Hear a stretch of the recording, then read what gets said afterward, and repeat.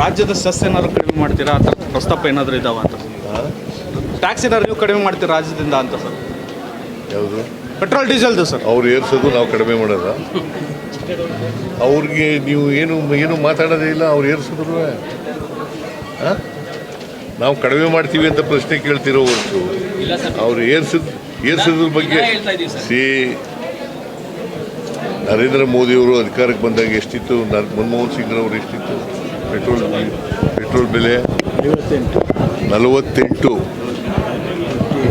48 ರೂಪಾಯಿ ಪೆಟ್ರೋಲ್ ಬೆಲೆ, ಡೀಸೆಲ್ ಬೆಲೆ 48 ರೂಪಾಯಿ,